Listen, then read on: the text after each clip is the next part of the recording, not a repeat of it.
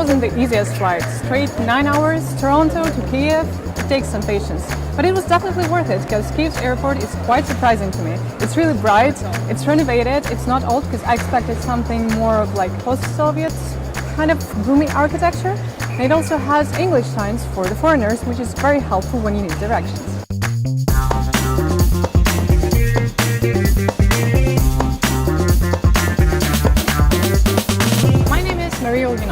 And I come from Ukrainian-Canadian diaspora background, naturally.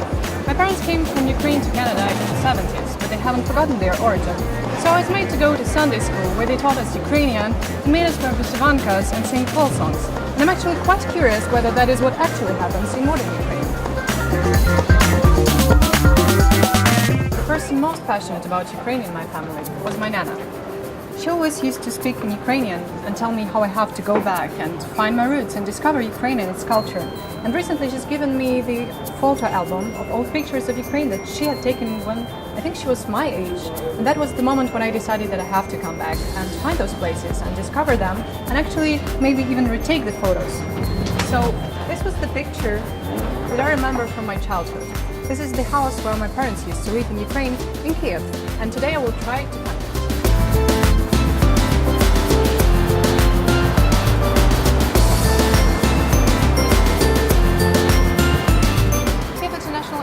Is located in the suburbs, and to get to the city center, Google suggests I take a city bus, which will take me around 40-minute ride and will cost around $3.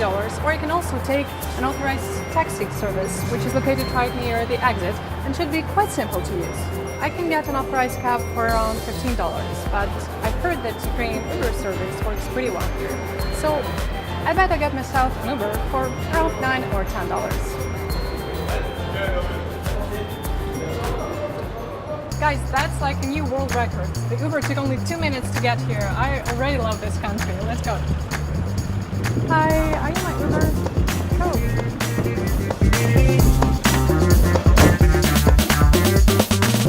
I was wondering where this building could be. It's quite old, so I guess it's the downtown, the old part of the city. And the driver told me to start my search from the Independence Square, Maidan. It's the heart of the city where the Revolution of Dignity happened in 2014, and a lot of Ukrainians were killed suffering for their and fighting for their independence. So I think we'll start there. Kyiv is an incredibly green city. Almost all streets are planted with trees and parks. It seems that it's much easier to breathe here than in other crowded cities. After about only 40 minutes, my taxi driver finally brought me to the heart of Kyiv, or even the heart of the whole Ukraine. We're now at Maidan Nезалежності, the Independence Square, the city center, and this is where the Revolution of Dignity happened. This is where the brave Ukrainians gathered in 2014 to fight for their democracy, to overthrow President Yanukovych regime, and hundreds of them were killed. And this is exactly the place where all the things happened. You can actually feel weird vibe around here, and this place gave you shivers, even though it's really beautiful.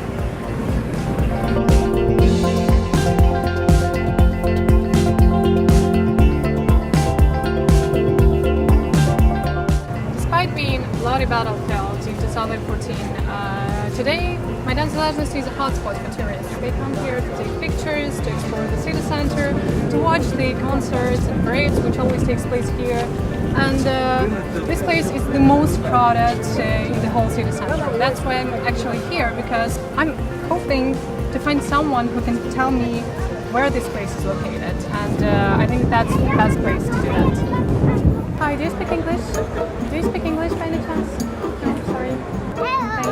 Hello.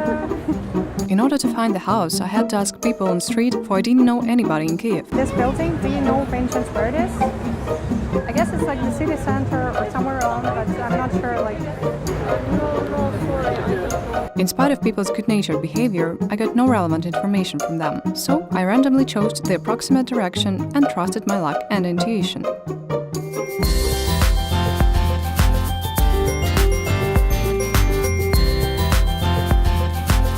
Kyiv is one of the largest cities in Europe.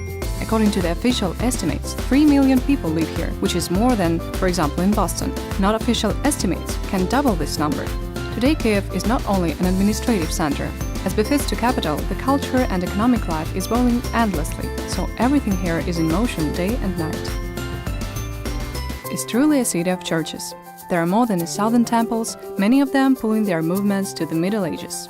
This is not strange, as Christian tradition grows here beginning from the 10th century. We're now in between of two glorious places in Kiev.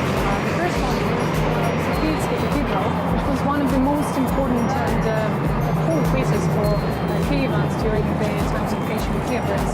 And in front of us is another very important cathedral, which is vital for modern Kievans because people during the dignity revolution, wounded people, were treated here.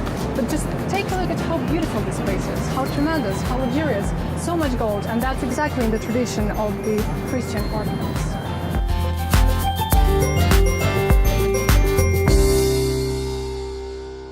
We're now in the upper part of the city, but the man in Maidan Nезалежності told me that I have to go to Podil, which is the downtown district, and that he actually recognized this house, and this was an old merchant's house. So I will try to go there and find it, but I truly hope that someone can help me because all these buildings in the old part of the city look alike, and they are all like classical architecture style. Let's go and see what happens. In order to go down to the Podil district, I had to ask people for directions, because, though the maps give full information in English, they didn't give any inscriptions like, here is the Podil, and here is the house of your grandmother. Fortunately, I came across Olena. Hi, sorry, do you speak English? Yes. Could you please help me? I need to find this building. This is like my old parents' house, and really? and I'm trying to find it. People told me that it was in Podil district, and I'm not quite sure where I am now because it's an not old so part. far. So we have to go down the descent, and you will be in Podil in 15 minutes. Okay. So I am also going to Podil. So if Could you please want, help? Yeah, of course we can go would together be so at great. least to the square in the end of the descent. Thank you very much. My name is Maria, and I came from Canada to explore Ukraine, and I found these pictures of Ukraine that my grandmother made when she was my age, and I decided to kind of recreate them and see if these places are still around. And so, right now, I'm trying to find my father's house, and I'm not quite successful at it yet, as you can see. But I hope it's not so hard, but we will try to do something. Yes, yes. I'm Olena. Very nice to meet you. Nice to meet you too, Maria. And first of all, welcome to Ukraine, because you see, I'm always glad when some people come here from the abroad and they are interested in other culture, in investigation of the local peculiarities. It quite makes impressed. me inspired. This is the street that is called End of Descent, and it goes directly to Podil area. Oh, great. So you're lucky to came here.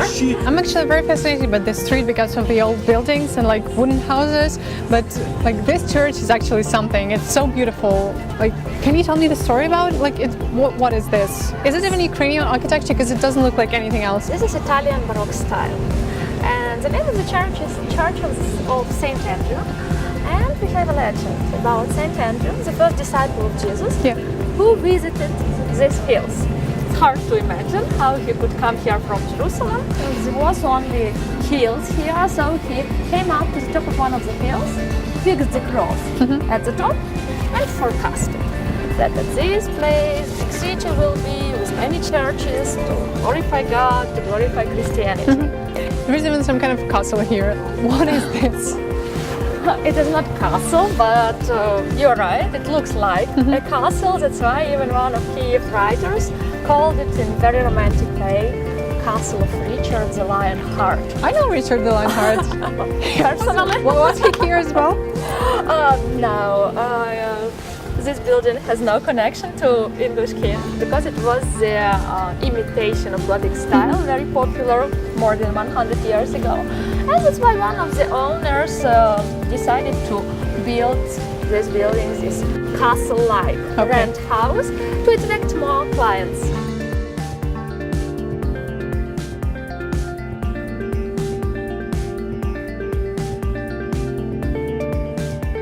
It's amazing how much you know about Kiev and about this street.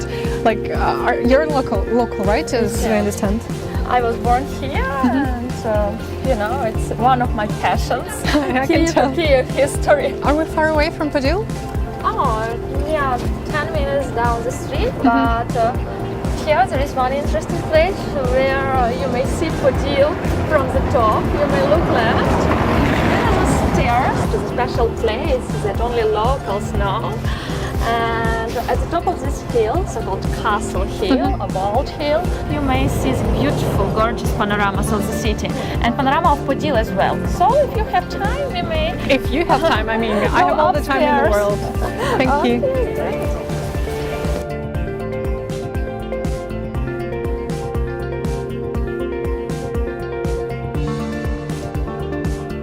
The Castle Mountain, besides its ancient witches' history, was a great sightseeing spot. From there, Olena finally showed me where I was, and most importantly, where I had to go.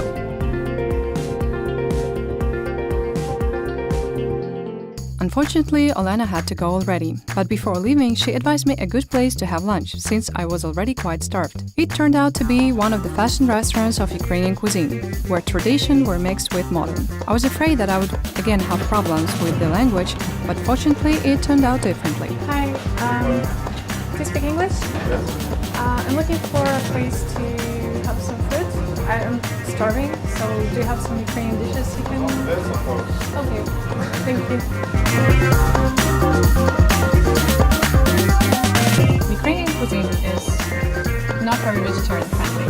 It's full with meat, like chicken, lamb, pork, of course. And the most traditional Ukrainian dish is salo, which is lard, which is basically pig fat. It's some kind of bacon thing, but it's not deep fried. It's actually very fresh. And it's compatible with various variations in Ukrainian cuisine, such as, for instance, salo in chocolate, which should taste very weirdly. I won't try it. I'm looking for something traditional Ukrainian, but there's one issue. I'm a vegetarian, I don't eat meat, so maybe by any chance you have something Ukrainian that doesn't contain meat? Vareniki with cherry, What is vareniki? Ukrainian dumplings, ravioli, Okay, stuffed with cherry. that sounds amazing. I'll have that. Thank you very much.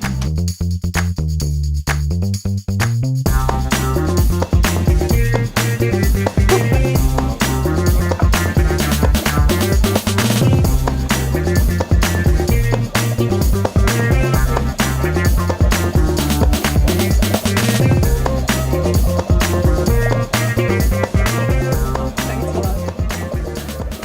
This looks crazy and nothing like I'm expecting.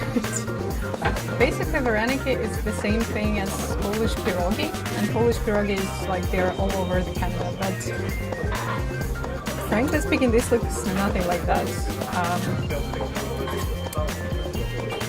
Let's try it. There's a lot of dough and not that much of cherries as I expected, but it's like kind of sweet and very gentle.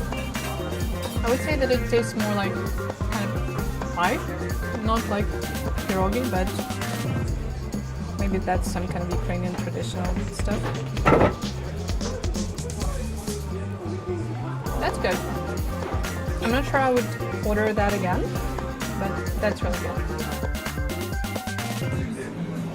That's really good.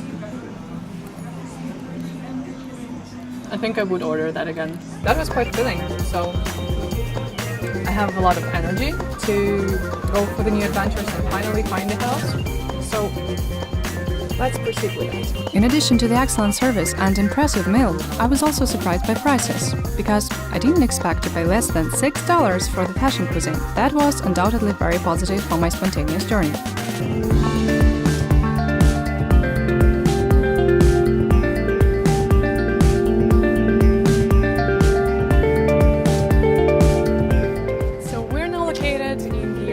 Part of the city. This is Podil district. It used to be the area of merchants and traders who sell their goods and services in annual markets. But now it's the favorite spot for Kievans, mostly because it's also a hipster area. There are lots of craft shops and various coffee stores.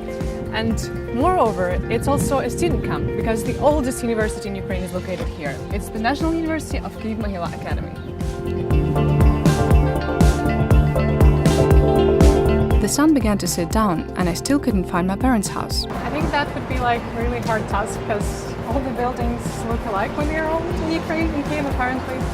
So this is like a classical architecture, I guess, here. And I'm still hopeful though, right? Podil's streets are a maze of ancient and modern, where native cave inhabitants live till now. I do not know if my ancestors were amongst them, but they lived here for sure. But where exactly? I just needed a bit of a luck. I've been walking for 4 hours now, and I couldn't find the house, but then I found the woman who showed me where the house is, and we're actually standing in front of it, and here it is. It looks exactly like it is on the picture. Like, it's just the same house. I mean, can you believe that I flew from Canada to see Ukraine, to connect with the culture, and actually find the house of my parents. Like, my parents used to live in this house. One of these apartments, actually. I mean, that's really crazy. People used to live here, but it looks very ancient, so I don't think people live here anymore, but maybe we could be able to enter and I could see the apartment where my parents used to live.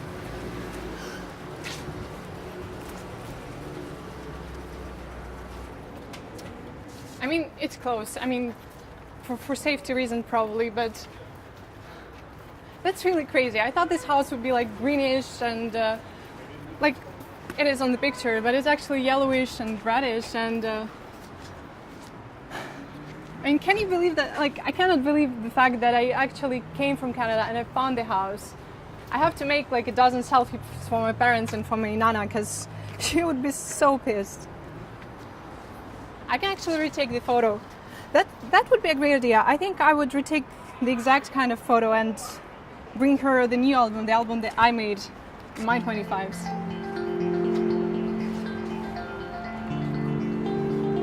Somehow, I lastly found my grandmother's house, though it was really hard to believe this. Often, you're most lucky when you don't expect. It's a pity, of course, that I couldn't get inside, but the fact that my grandmother and grandfather lived here almost 100 years ago amazed me. Now I have my own photo of the house, and I would like to show it to my grandmother. My journey here came to the end. Nevertheless, I still have an entire album and will travel around Ukraine to create my own. And I also invite you to join me in this great journey.